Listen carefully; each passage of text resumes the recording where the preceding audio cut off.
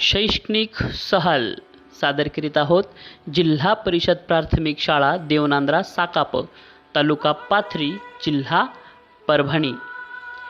महाराष्ट्र राज्य परिवहन महामंडळ परभणी विभाग पाथरी आगार. सहल दिनांक 19 फेब्रुवारी 2024 सायंकाळी 6 वाजल्यापासून 24 फेब्रुवारी 2024 सायंकाळी 6 वाजेपर्यंत. सहल मार्ग पाथरी, वाई, महाबळेश्वर, प्रतापगड, महाड, रायगड, मुरुड जंजिरा, काशीद बीच, बिर्ला मंदिर, पाली, महाड, कात्रज गार्डन, शनिवारवाडा, लाल महल, देहू, आळंदी, रांजणगाव गणपती करून पुन्हा पाथरी. सहल बसमध्ये मुले आनंदात बसली व सहलीला सुरुवात झाली. थोड्याच वेळात जेवणासाठी आम्ही थांबलो. मुलांनी जेवणाचा आनंद घेतला. त्याचबरोबर सर्व शिक्षक व बसचे चालक यांनीही जेवणाचा आस्वाद घेतला. त्यानंतर रात्रभराच्या प्रवासानंतर सहल सातारा जिल्ह्यातील वाई या गावी आली. वाईच्या महागणपतीचे दर्शन घेऊन मुले खुश झाली. भली मोठी गणपतीची मूर्ती पाहून मुले खुश झाली. मंदिरात एक आम्ही सर्वांनी फोटोही घेतला. त्यानंतर पुन्हा प्रवासाला सुरुवात केली व आम्ही महाबळेश्वर या ठिकाणी येऊन महाबळेश्वराचे दर्शन घेतले. मुले तिथे खुश झाली. प्रवासात त्यांनी आनंद घेतला. त्यानंतर लगेचच आम्ही जवळच असलेल्या पंचगंगा मंदिरामध्ये गेलोत आणि तेथेही आम्ही दर्शन घेतले.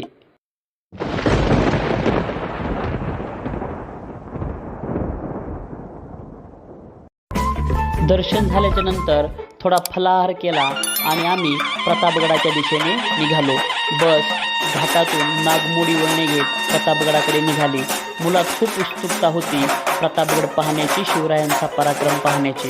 आणि समोर बघतो तर काय, मुलांना प्रतापगड दिसला.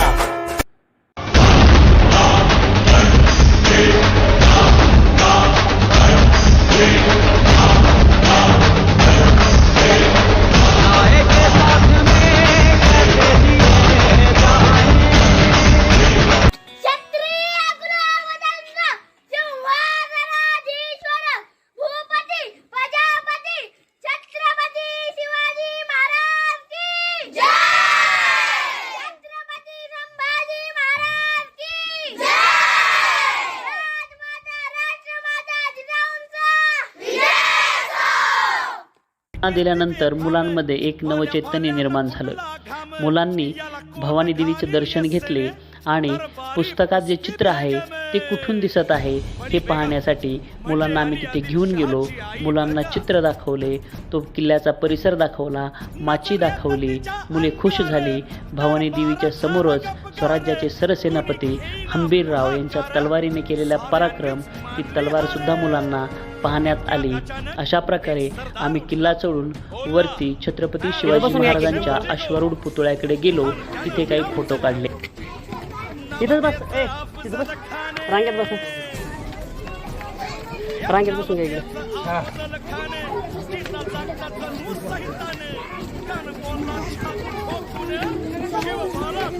एक साईड पकडा, एक साईड.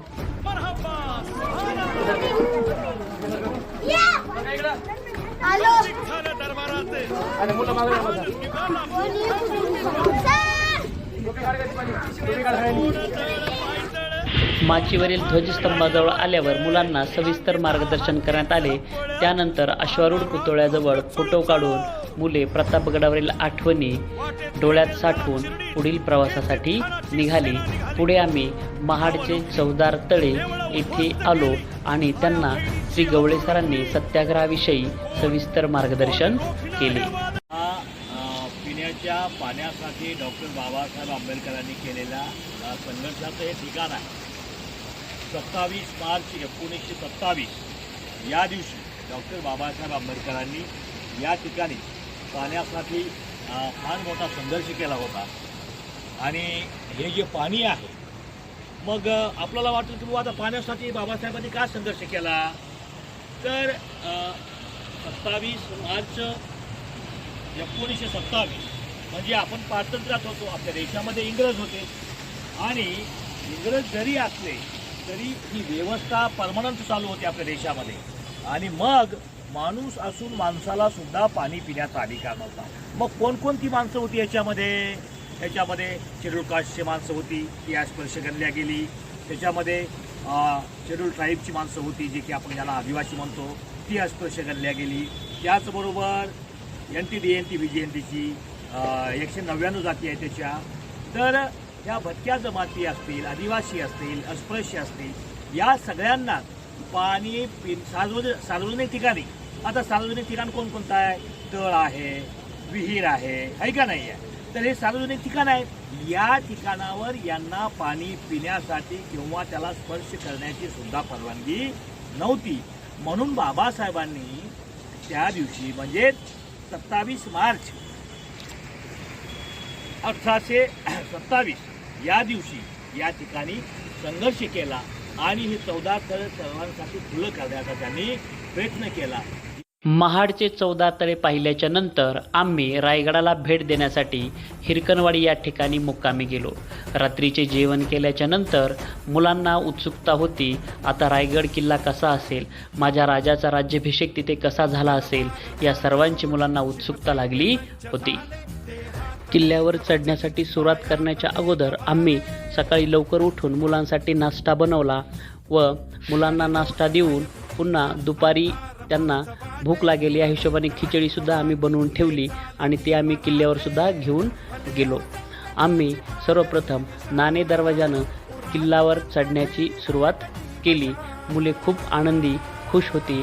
नाणे दरवाजा पाहिला आणि त्यानंतर पुढे मार्गक्रमण आम्ही करत राहिलो. रस्त्यामध्ये मुलांनी फोटो काढले. विशेष म्हणजे मुलांना कौतुक एक वाटत होतं की नेमका आता दरवाजा कुठे आहे, किल्ल्याच्या भिंतीसुद्धा दिसत नाही आहेत, हे कसं काय शक्य आहे, असे मुलांचे काही प्रश्न होते.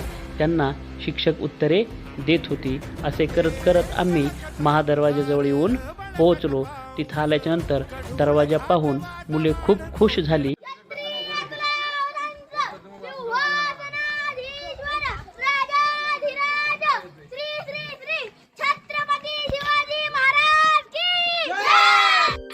महाद्वारातून पुढे गेल्याच्या नंतर आम्हाला चलताना हत्ती तलाव दिसला. मुलांनी लगेच प्रश्न विचारायला सुरुवात केली, हत्ती तलाव कसा?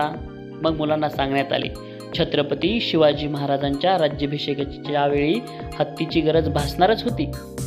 ती दूरदृष्टी लक्षात घेऊन छत्रपती शिवरायांनी अगोदरच लहान हत्तीची पिले या किल्ल्यावर आणून ठेवली होती आणि त्यांच्यासाठी व्यवस्था पिण्याच्या पाण्याची असेल, त्यांना खेळण्या बागडण्यासाठी असेल, असा हा हत्ती तलाव इथं तयार केलेला होता. त्याचबरोबर इतरही पाण्याच्या टाक्या आणि हौद छत्रपती शिवरायांनी या किल्ल्यावर बांधून ठेवलेले आहेत, हेही मुलांना सांगण्यात आले. चालत असताना आम्हाला शिरकाई देवीचे मंदिर दिसले. तिथे सर्व मुलांनी दर्शन घेतले आणि सर्वांनी फोटोही काढले. आता समोरून किल्ला स्पष्ट दिसत होता. मुलांचा उत्साह वाढत होता. तिथून जवळच असलेल्या होळीच्या माळावर आम्ही गेलो. तिथं मुलांनी फोटो पाहिले. शिवरायांची सुंदर मूर्ती पाहून मुले खुश झाली.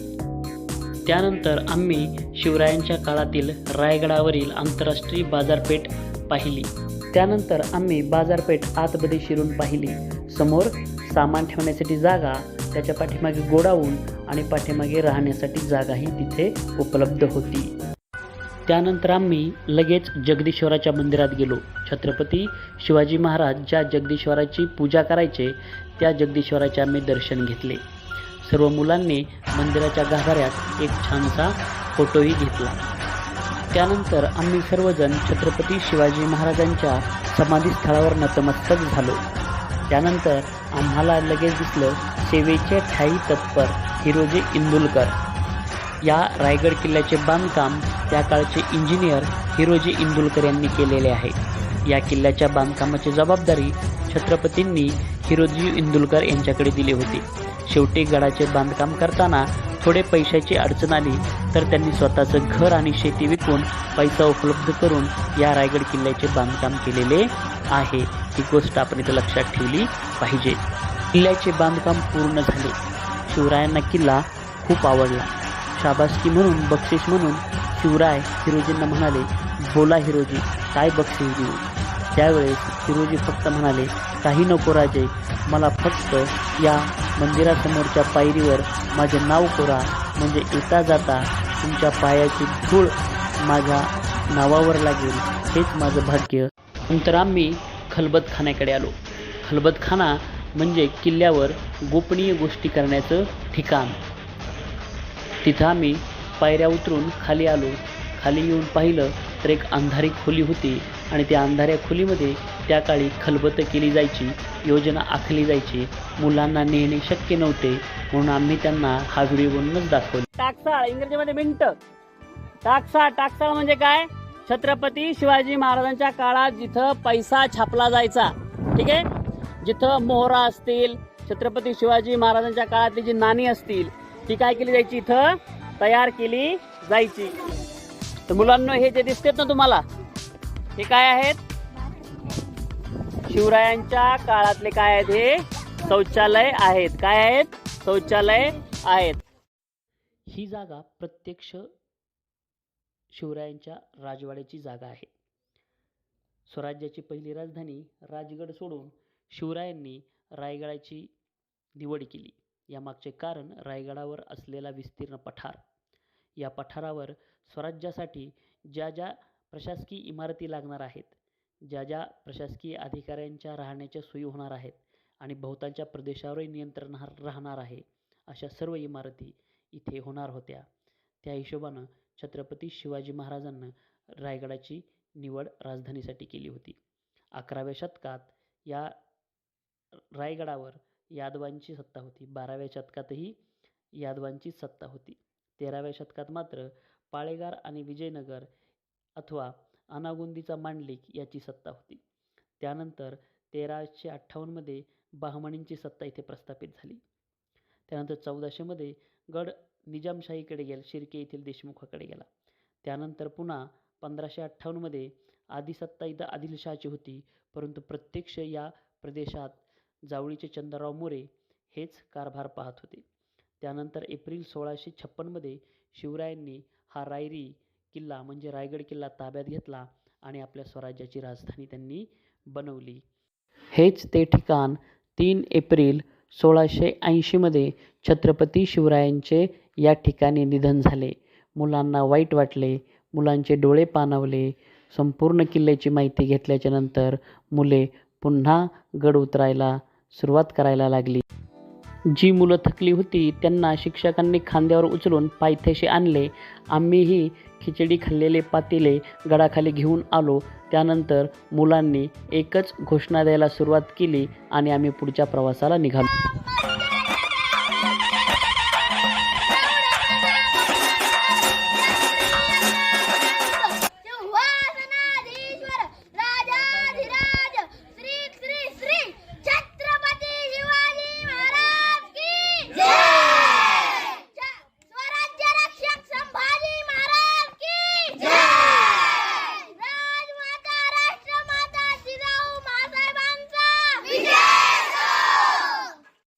जड अंतकरणाने किल्ला उतरून आम्ही पाचाडच्या दिशेने निघालो.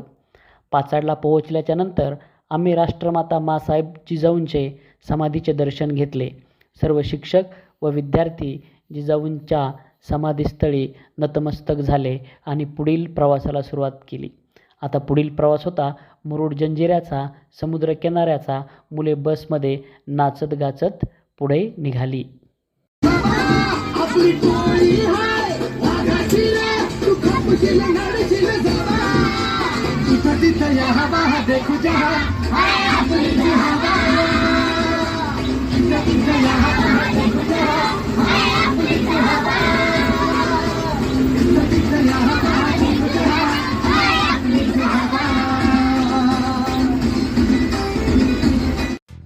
नाचत गात आम्ही सर्वजण मुरुडला येऊन पोहोचलो. मुरुडला जेवणाची उत्तम अशी व्यवस्था केलेली होती.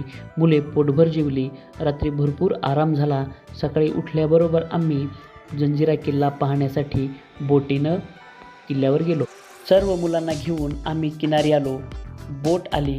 त्या बोटमध्ये आम्ही एकेका मुलाला अगदी व्यवस्थित सुरक्षित बसवलं. बोट निघाली.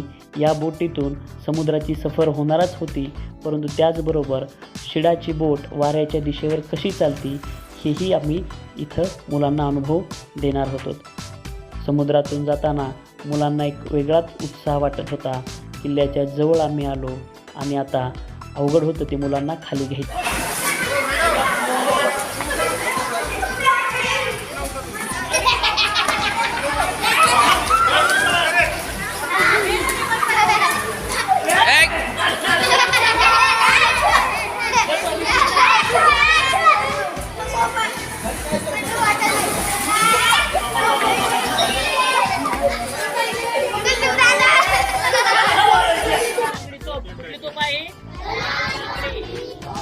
ज्या 5 मोठ्या तोफा आहेत त्या तोफामध्ये ही काय आहे, सर्वात 5 ज्या मोठ्या आहेत त्यापैकी एक आहे, म्हणजे तिसऱ्या क्रमांकाची सर्वात मोठी काय आहे, कलाल बांगडी. तो तिचं नाव कलाल बांगडी.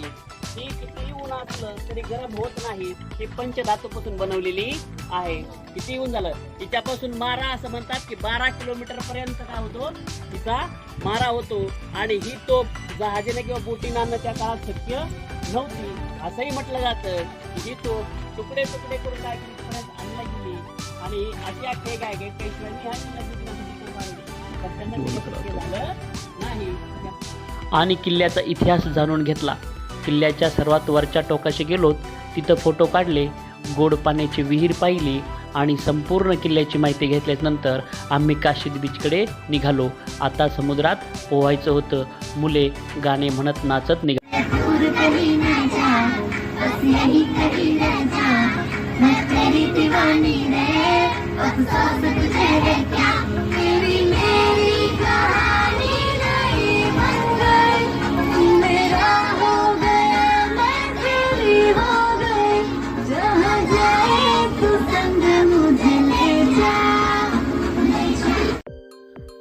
काशीद बीचला आल्यानंतर सर्व मुलांनी खूप धमाल केली. शिक्षकांसोबत सेल्फी काढले, फोटो काढले. कालावधीनंतर आम्ही जेवण केलं आणि पुन्हा समुद्रात मुले खेळायला लागली.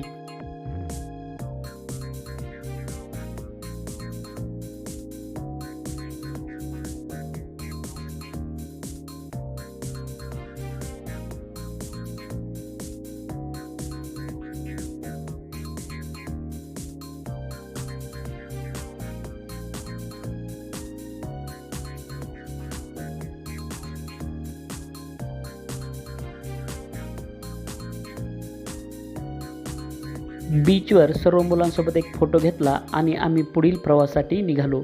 आता पुढचा मुक्काम होता पाली. मुले पुन्हा नाचत निघाली.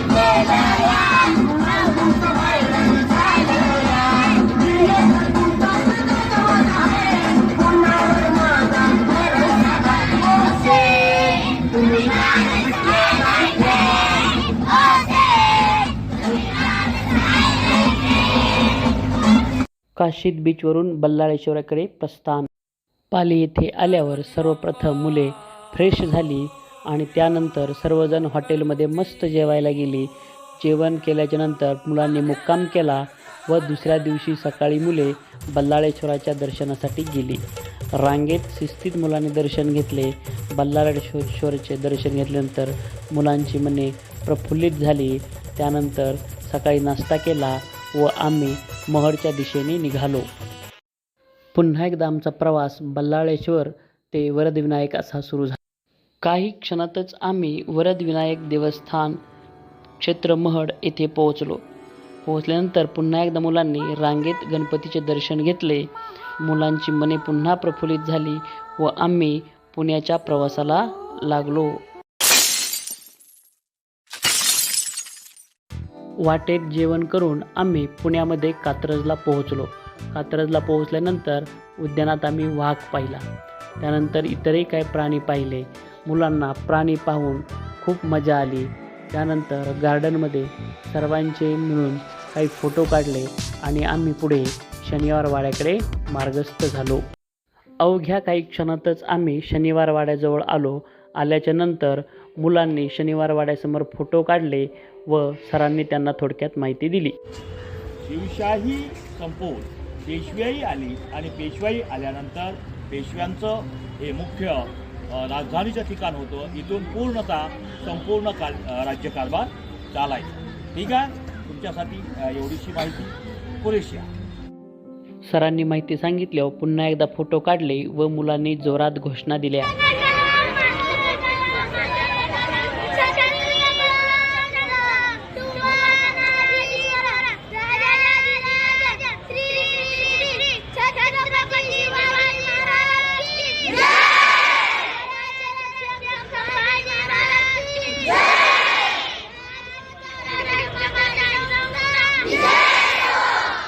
शनिवार वाडा ते लाल महाल. अगदी शनिवार वाड्यापासून जवळ असलेल्या लाल महालात आम्ही प्रवेश केला. लाल महल म्हणजे शहाजीराजे कर्नाटक प्रांतावर असताना त्यांनी जिजाऊ आणि शिवछत्रपतींना राहण्यासाठी दिलेली जागा, पुण्यात बांधून दिलेला महल, तो म्हणजे लाल महल. आम्ही लाल महालात जाऊन जिजाऊंच्या पावन स्मृतीचे दर्शन घेतले आणि पुढील इतिहास मुलांना सांगण्यास सुरुवात केली. जिजाऊंच्या मार्गदर्शनाखाली पहिला न्यायनिवाडा छत्रपती शिवरायांनी लाल महालातच केला. तो म्हणजे रांझ्याच्या पाटलाला बांधून आणून त्याला कडक शिक्षा सुनावली, ती छत्रपती शिवरायांनी या लाल महालातच. छत्रपती शिवरायांचे प्रशासन खरे लाल महालापासूनच सुरू झाले. त्यानंतर आपण सर्वच जाणतो की शाहिस्तेखानाच्या बोटे छत्रपती शिवाजी महाराजांनी तोडली होती, तेही लाल महालात घुसून. इतका कडक पहारा असतानाही छत्रपती शिवाजी महाराजांनी लाल महालात प्रवेश करून शाहिस्तेखानाची बोटे तोडली होती. हाही इतिहास इथेच घडलेला आहे. याबरोबरच पुण्याच्या जमिनीवर गाढवाचा नांगर फिरवलेल्या त्याच जमिनीवर छत्रपती शिवरायांनी सोन्याच्या नांगराने जमीन नांगरून काढली. हा एक क्रांतिकारी निर्णय पुण्यातच छत्रपती शिवाजी महाराजांनी लाल महालात असताना घेतलेला आहे. याचे मार्गदर्शक जिजाऊ माँसाहेब आहेत, हेही लक्षात घेतले पाहिजे. लाल महल ते दगडूशेठ हलवाई गणपती. पुण्यातील मानाच्या गणपतीपैकी एक असलेले दगडूशेठ हलवाई गणपती मंदिर हे भर रस्त्यात आणि गर्दीतले ठिकाण आहे. तिथे शिस्तीत जाऊन रस्ता व्यवस्थित क्रॉस करून आम्ही गणरायाचे दर्शन घेतले. एवढे मोठे मंदिर पाहून आणि चकाकी पाहून मुले आश्चर्यचकित झाली. आळंदी. सायंकाळी आम्ही आळंदीत पोहोचलो. मुले फ्रेश झाली व त्यानंतर आम्ही माऊलींचे दर्शन घेण्यासाठी मंदिरात गेलो व दर्शन घेतले आणि मुक्काम केला. आळंदीवरून सकाळी लवकर उठून आम्ही रांजणगाव गणपतीकडे निघालो. लवकरच आम्ही रांजणगावच्या महागणपती मंदिरात आलो. गणपतीचे दर्शन घेतले. मुले खूप प्रसन्न झाली. त्यानंतर मंदिराच्या बाहेर येऊन आम्ही सर्व मुलांसोबत एक मस्त फोटो घेतला व मुलांना शॉपिंगसाठी, खरेदीसाठी वेळ दिला आणि जेवण करून आता आम्ही परतीच्या प्रवासाला निघणार आहोत. महागणपतीचे दर्शन घेऊन आम्ही परतीच्या प्रवासाला निघालो. वाटेत शिरूरच्या पुढे आल्याच्या नंतर नगर पुणे रोडवर आम्ही धनश्री हॉटेलवर मुलांना मनसोक्त जीव घातले. मुले पोटभर जेवली आणि आता आम्ही पुन्हा पाथरीकडे परतीच्या प्रवासाला निघालो. सहल संपली होती, परंतु शाळेत पोहोचणे बाकी होते. 19 फेब्रुवारी 2024 रोजी शिवजयंतीच्या दिवशी निघालेली सहल आज दिनांक 24 फेब्रुवारी 2024 रोजी सायंकाळी 6 वाजता पुन्हा शाळेत परतली. सहल यशस्वी झाली. सर्व मुले सुखरूप घरी आली. त्यामुळे मुलांना घ्यायला आलेल्या पालकांनी मुख्याध्यापक श्री महिपाल सर व त्याचबरोबर शाळेतील सर्व शिक्षक यांचे हार घालून स्वागत केले. मुलांचेही हार घालून स्वागत केले. त्याचबरोबर शाळेचे मुख्याध्यापक महिपाल सर यांनी बसचे ड्रायव्हर यांनाही हार घालून श्रीफळ देऊन त्यांचेही आभार मानले व त्यांना शुभेच्छा दिल्या. अशा प्रकारे सहल यशस्वीरित्या पूर्ण झाली. धन्यवाद. सहलीमधील सहभागी सर्व शिक्षक वृंद, सर्वांचे आभार.